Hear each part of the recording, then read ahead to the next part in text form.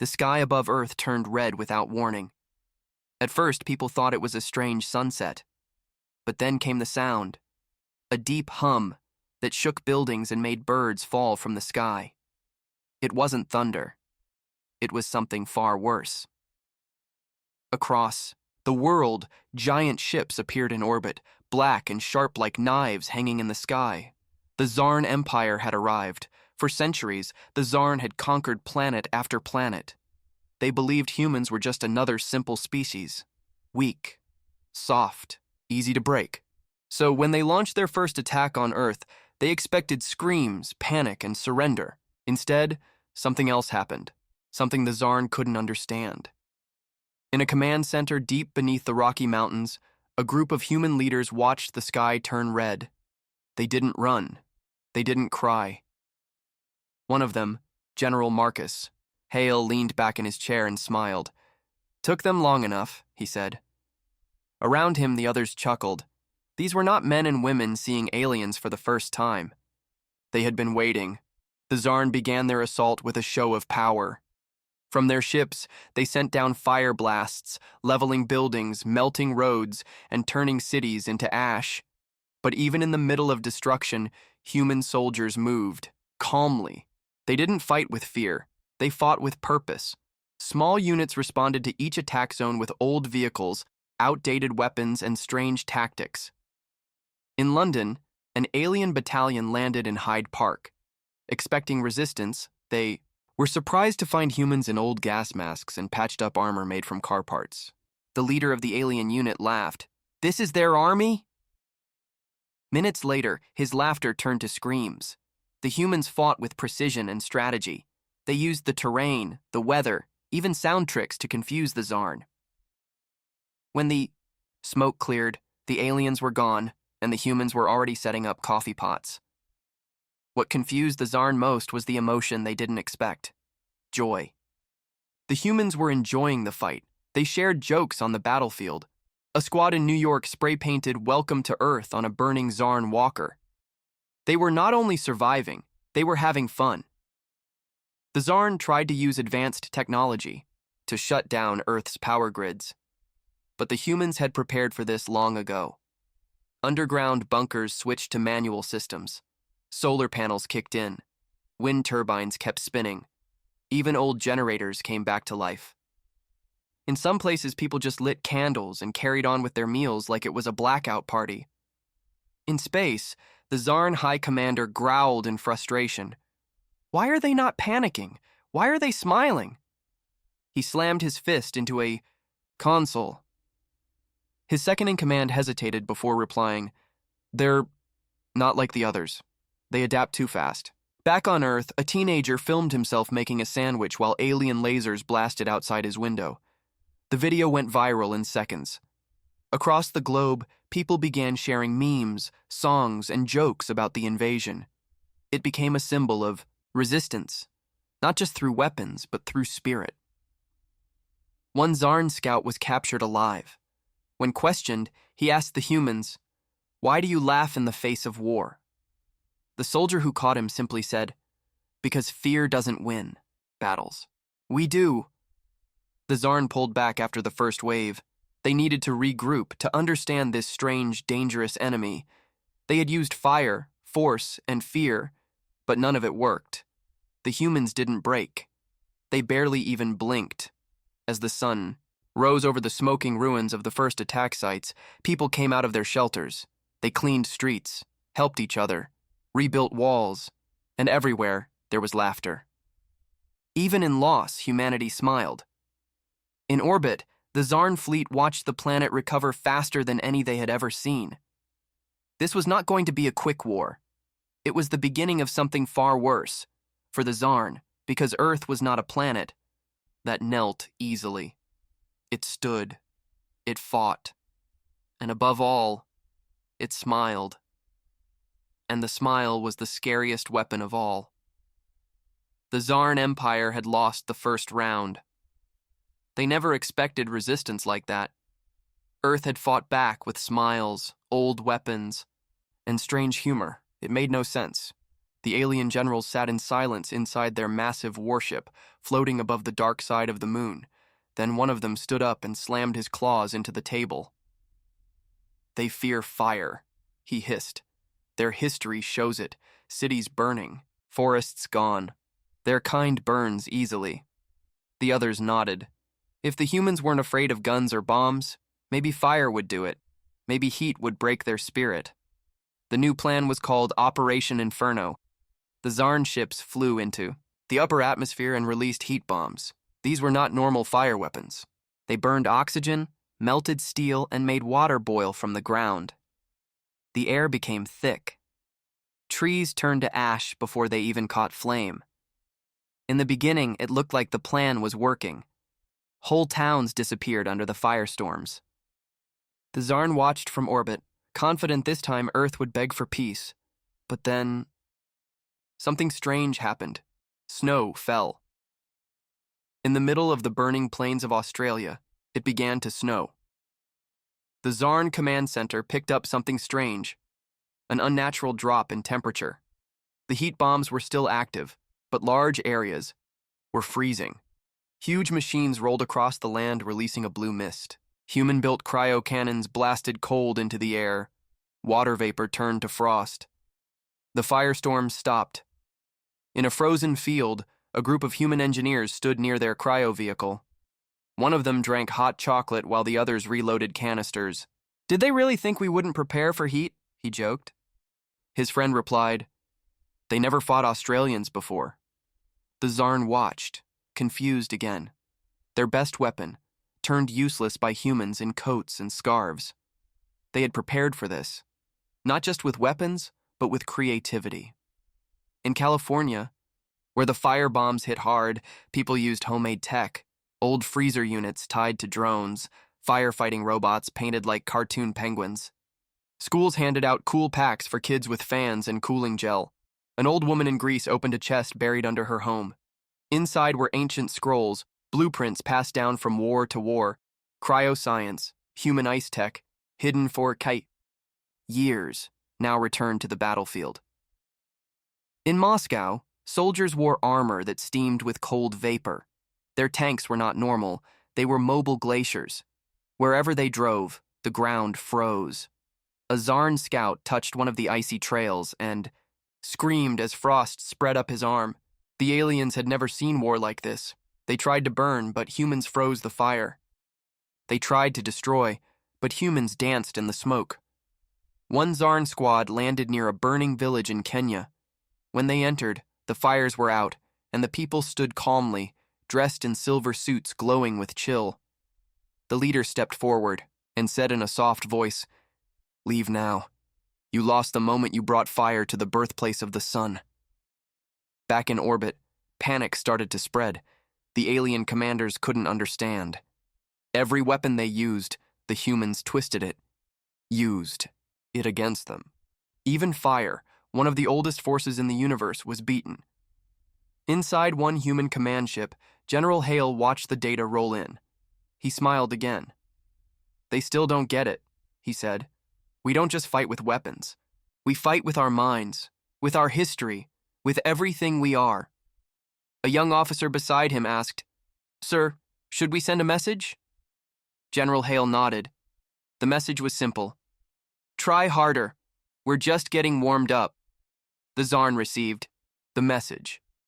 It made their blood run cold, and far below, on Earth, a child danced in the falling snow, while the world burned, then froze, then smiled again. Humanity didn't just survive fire. They turned it into a game, and the game had only just begun. The Zarn Empire was no longer confident. Their top generals met in silence, watching videos of their firebombs turning to snow. They had tried power. They had tried fear. But nothing worked. Humans didn't act like other species. They laughed in war. They danced in ruins. And now, they cooled fire like it was a joke. So the Zarn changed plans again. "If fire and fear do not break them," said the High Commander, "then we must take what they love." He tapped a screen. The new plan.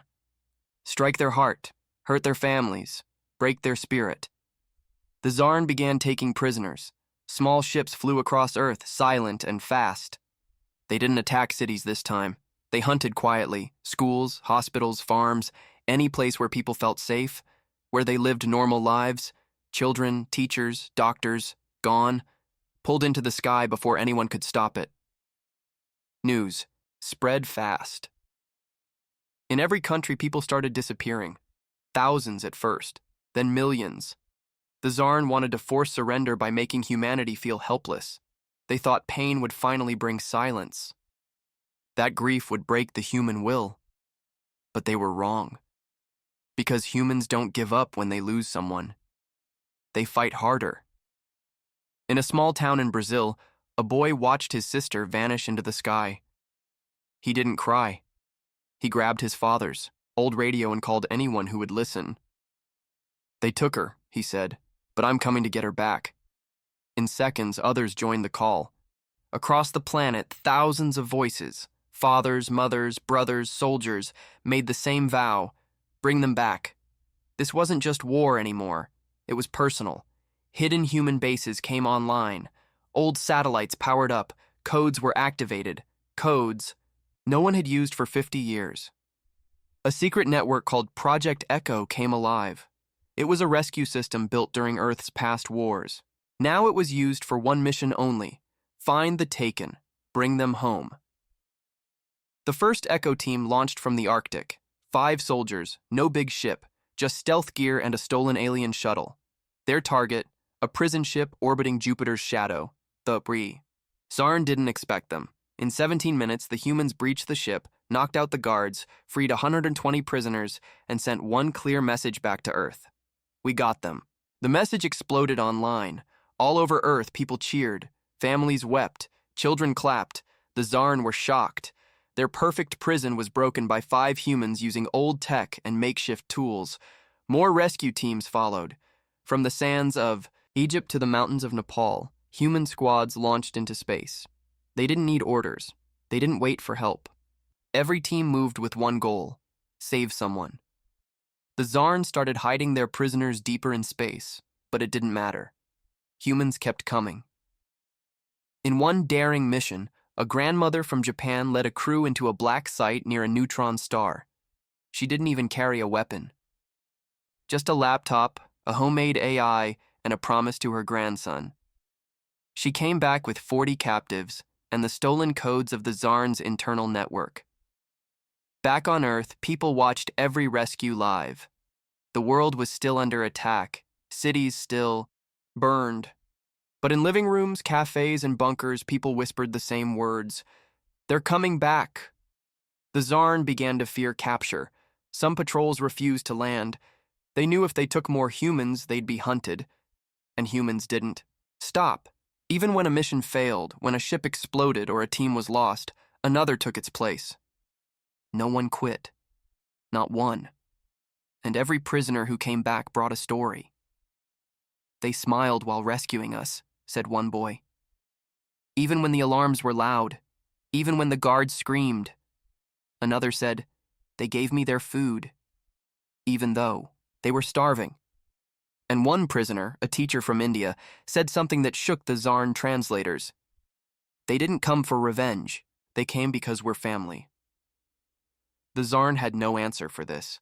They understood war, pain, fear, but not love, not loyalty, not humans fighting, not for power, but for each other. In the shadows of their defeat, the Zarn asked the question they should have asked at the start: what kind of species fights like this? And far below, on a quiet hilltop in Africa, a little girl who had been rescued looked up at the stars and smiled. "They'll never beat us," she whispered, "because they don't know what it means to care." And in the darkness of space, Earth glowed, small, blue, angry, and full of love. The kind of love that starts wars, the kind of love that ends empires. The Zarn Empire was growing desperate. Every plan had failed. They tried fire. They tried fear. They even took Earth's children. But humans didn't fall. They didn't break. They fought harder, smarter, and together. So the Zarn decided to end it all with one final strike. Not a Weapon. Not a battle. A virus. This virus was designed to target human DNA. It would not explode or burn, it would spread. Quiet and invisible. It would make people forget. Forget how to fight. Forget who they were. It was called Whisper. The Zarn released it from orbit, like dust. It spread through the air, the oceans, even the food. At first, nothing changed, but slowly people started to lose focus. Soldiers dropped weapons. Scientists forgot formulas. Families looked at each other like strangers. The virus was working. In command centers, Earth's defenses slowed. Orders were delayed, plans were forgotten. Leaders hesitated. Even the rescue teams stopped launching. Humanity didn't even realize they were being attacked. But one small group noticed. It wasn't the military. Or the scientists. It was a group of old women in a village in northern Scotland. They met every week to drink tea and tell stories. But that week, no one remembered the story they told last time. One of them stood up. Her name was Margaret. "This isn't age," she said. "This is war." She called an old friend in Canada. He called his brother in Kenya. Within a day, thousands of the oldest people on Earth were talking again. Not about news, not about science, about memories, songs, poems, stories, recipes, childhood games. All the little things that made people human.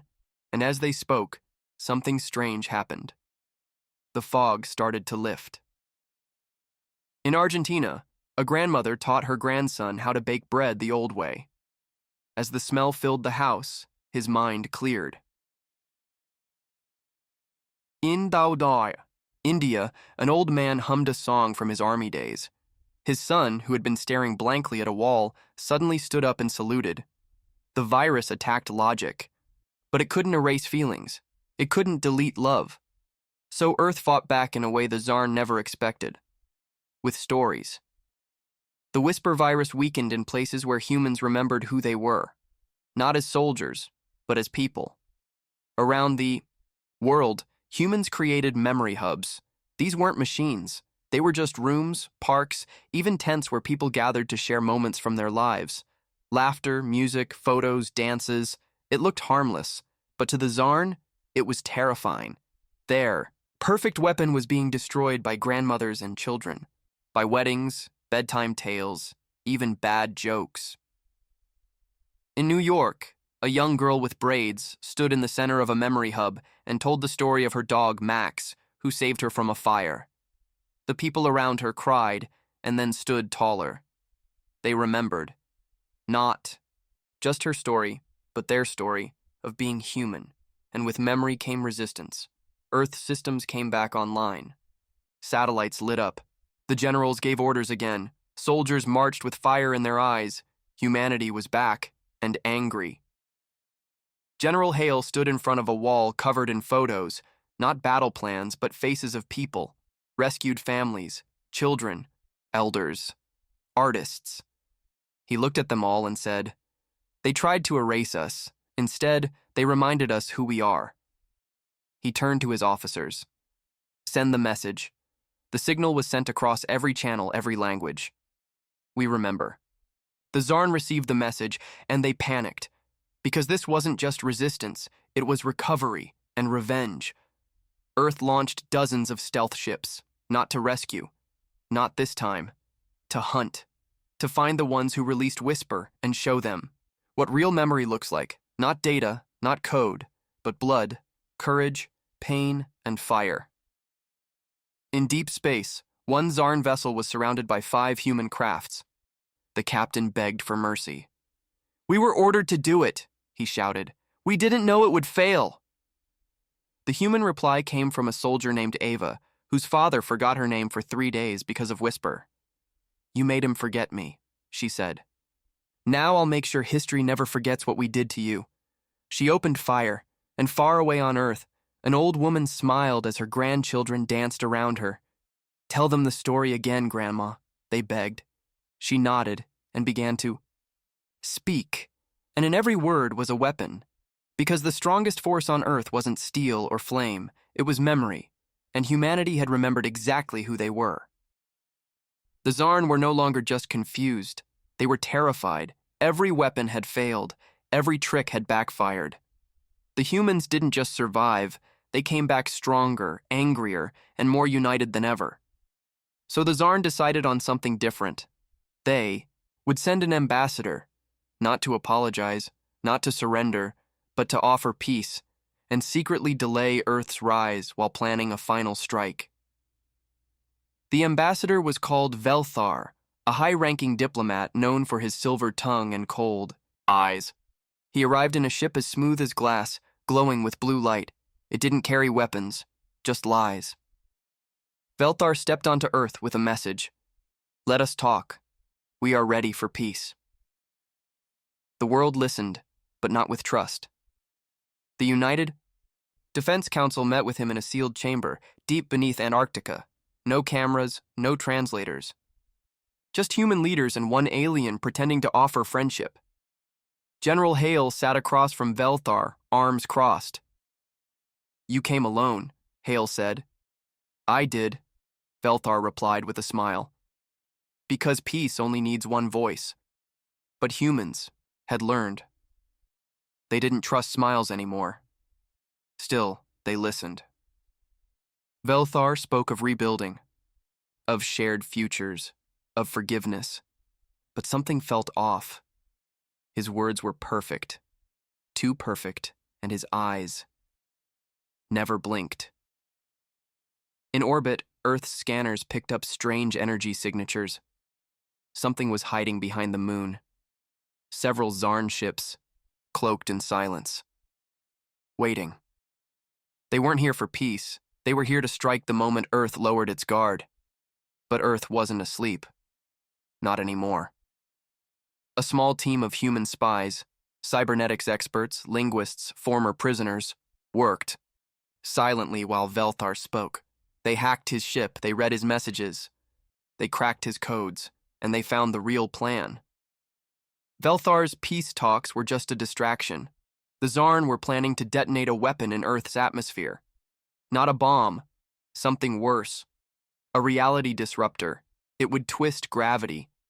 Turn oceans inside out. Freeze time in pockets. Destroy everything without leaving a mark. Clean. Silent. Final.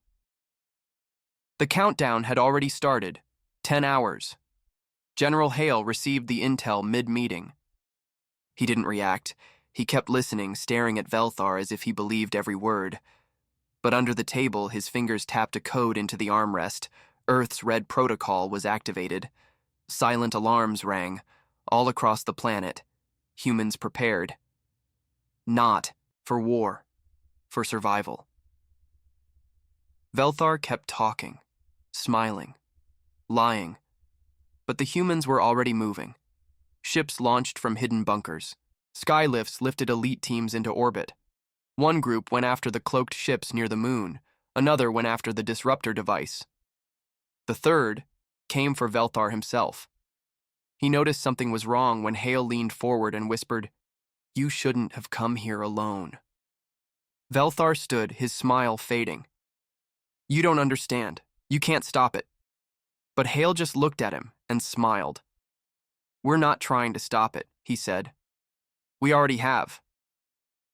At that moment, deep in space, a human pilot named Lynn flew her ship directly into the heart of the disruptor device. It was suicide, or it should have been, except Lynn's ship wasn't normal. It was wrapped in something new, a material made from the ruins of Zarn tech, reshaped by human minds.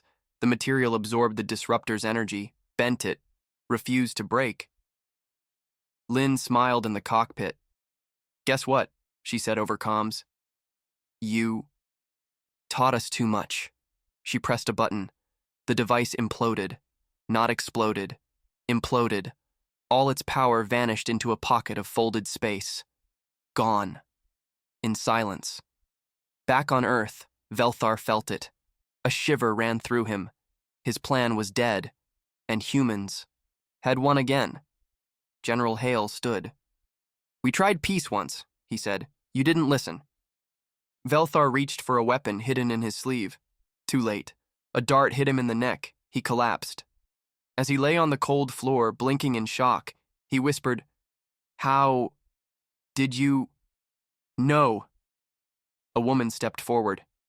She was one of the former. Prisoners rescued from the Zarn ships. Her voice was calm, her eyes steady. "We know you," she said, "better than you know us." Velthar passed out, and Earth rose, not in war, but in will.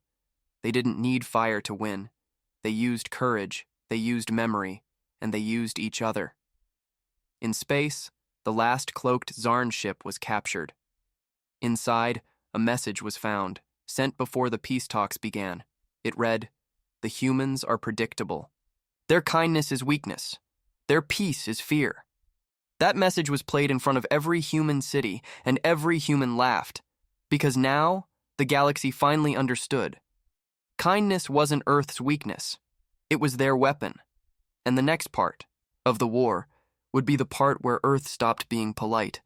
The galaxy was quiet, too quiet, after the failed virus, after the fake peace, after every trap had collapsed. The Zarn Empire vanished. Their ships disappeared. Their signals stopped. No attacks, no talks, no movement. Humanity waited. Some thought the Zarn had finally given up. Others warned, "This is the calm before the storm." They were right. 1 month after the fake peace talks, every major human colony received the same message. A single word: run. It wasn't a threat. It was a warning. And it didn't come from the Zarn. It came from another alien species, one that had fought the Zarn long ago and lost everything. They were called the Mirren, tall, crystal-skinned beings who lived in the blackest corners of the void. They told Earth the truth. The Zarn weren't retreating. They were awakening something they had hidden for centuries. A last weapon. God machine, buried deep beneath a dead planet in the center of Zarn space. Forgotten by most, powered by black suns and old science that bent the laws of reality. It didn't fire missiles. It didn't launch ships. It turned planets into dust. The Mirren called it the bleed engine. And now it was waking up. Earth had one chance, one strike. Send a team into Zarn space, reach the dead planet, find the core of the bleed engine, and destroy it before it fully powered up. It was suicide. But humanity didn't flinch. They sent Unit Black 13, a mix of the best, a Marine commander, a zero-G engineer, a former Zarn prisoner, and a young pilot who never lost a race. Their mission was clear: no backup, no retreat, just one goal: shut it down. Their ship, Obsidian Arrow, was faster than light, made with human steel and captured alien tech. It broke through Zarn borders in silence. Zarn space was a graveyard. No ships, no lights, just wreckage and shadows. They reached the planet in 11 hours, landed near the entrance of the bleed engine. It wasn't a machine. It was a mountain. Sharp, black, breathing. The team stepped inside. No sound, no light, just the hum of something hungry. They moved fast, cutting through twisted tunnels made from metal and bone. The walls whispered. Some showed flashes of memory, fear, fire, despair. But the humans kept going. They reached the heart of the machine. It looked like a sun trapped in a cage. It pulsed red. Each pulse was a countdown. When it reached 0, the galaxy would bleed. The team prepared the charges. Timers set. 5 minutes to destroy it all. Then the Zarn came. Not ships, not soldiers. Shadows, hundreds of them. Silent, fast, hungry. The battle was brutal, close, loud. Commander Rios led the defense. She was hit twice but kept firing. The engineer, Malik, crawled through broken vents to reach the failsafe panel. Blood in his eyes but steady hands. The former prisoner, Leon, fought like an animal because she remembered what the Zarn did to her. The pilot, Cora, had one job left: fly the ship into the core if everyone else failed. They didn't. Just seconds before the timer hit 0, Malik pressed the switch. The charges blew. The mountain shook. The heart screamed. The bleed engine cracked. Not exploded. Collapsed. Pulled into itself. Time bent. light died. Unit Black 13 ran. Only 3 made it out. The mountain vanished behind them, a hole in space where it once stood. They launched. The ship broke atmosphere just as the dead planet began to fall into itself. From orbit, it looked like a star collapsing. The bleed engine was gone. The galaxy lived, and Earth smiled. The message was sent to every system, every race, every enemy. We don't run. The Zarn's last hope was erased by 4 humans in a stolen ship with scars and courage. The Mirren, watching from the edge of space, bowed in respect, and somewhere in the shadows, new enemies watched Earth, but they did not plan. They did not attack. They whispered to each other instead, "Don't wake the humans." Because now the galaxy finally understood. Humans didn't win with numbers. They didn't win with size. They won with one simple truth. No matter what comes, they show up, and if Earth comes for you, there's nowhere to run. The galaxy was watching. Billions of eyes. Thousands of systems. Every empire, every pirate, every secret council, all of them waited to see what Earth would do next. Humanity had destroyed the bleed engine, the Zarn's ultimate weapon. They had survived traps, lies, and a war no one thought they could win. Now the question was simple. Would the humans stop? No one knew. Earth had changed. Their people had scars now. Cities rebuilt, names remembered, battles written in stone. But something deeper had changed too. They were no longer just defending. They were becoming something more. A force, a warning, a name that made even old empires pause. The Zarn? They were silent. Their leaders vanished. Their armies scattered. Their homeworld burned from within, broken by their own madness. What was left of them drifted in space, begging for asylum. Some humans wanted revenge. Finish them, they said. End it for good. But Earth chose something stranger. They offered peace. Real peace. Not weakness, not surrender, but choice. You attacked us, the Earth Council broadcasted. You betrayed us, and we survived. Now we offer a future, where no one has to fear us. But make no mistake, if you try again, there will be nothing left of you but dust. It wasn't a threat, it was a promise. The offer was sent to every corner of the galaxy. The response? Silence. Then, slowly, answers. Allies stepped forward. The Mirren offered technology. The Terrell offered passageways through their space. Even old enemies sent envoys asking for trade, for treaties, for trust. Humanity stood at the center now. Not just a planet, not just a people, but a power. One solar cycle later, the Galactic Assembly, once made of only the oldest races, voted to create a new seat, the human chair. It was offered without war, without demands. Earth accepted, but on one condition. The chair stays empty, General Hale said, standing before the assembly. The aliens looked confused. Why? Because we don't need a throne to be heard, Hale replied. We'll sit when it's needed. We'll speak when it matters. Until then, remember what happened when you underestimated us. The room was silent, not with fear, but with respect. Later that year, deep in the black regions of space, a new threat began to stir. Ancient machines, older than light, without names, without mercy, began waking. They sent no warnings, no reasons, just silence. Then destruction. Planets went dark, ships vanished, the assembly panicked. They asked Earth, "Will you help us?" And Earth sent one message. "We're already on the way." A fleet launched, quiet, fast, deadly.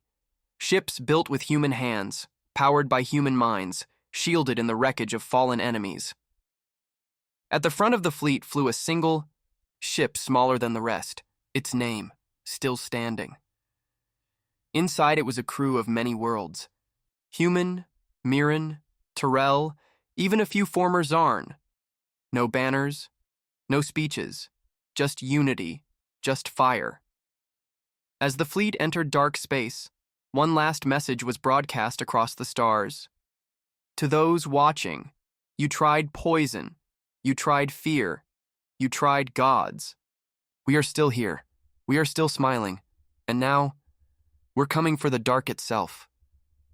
And with that, humanity disappeared into the void, once more, without breaking a sweat.